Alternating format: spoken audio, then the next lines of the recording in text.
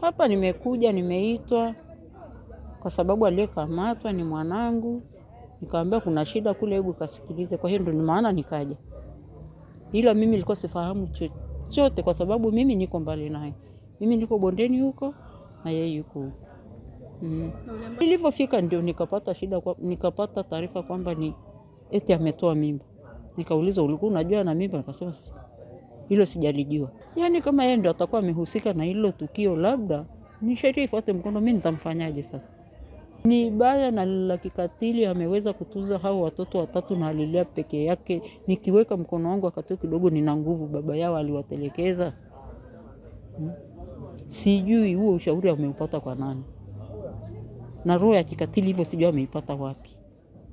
Mimi mwenyewe nashangaa, ndugu zake wenyewe ndio wananipigia, wanashangaa. Mwanamke mwenzetu ametuazilisha sana kwa hili lilotokea. Jamani, wanawake wenzangu, wadada, tunaomba lisijirudie tena.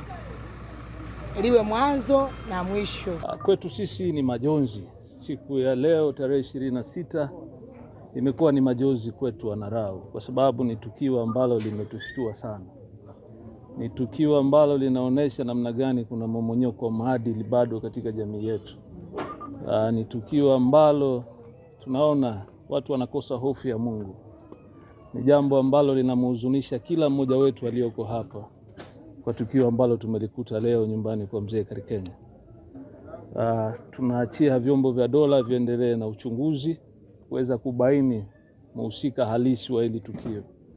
Yapo yanayosemwa, lakini hatuwezi kuthibitisha mpaka pale vyombo vya dola vitakavyothibitisha kwamba aliyehusishwa ndiye ama siye.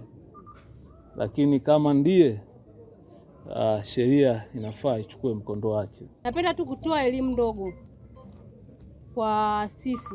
Kwanza mmoja, ushirikiano, yani ushirikishwaji wa jamii, kwa sababu ninachoshukuru leo kama sio ushirikishwaji wa jamii nisingepata taarifa hilo tukio lililotokea hapa.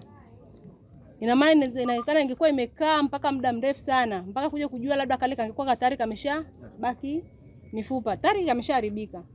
Pili, unyanyasaji.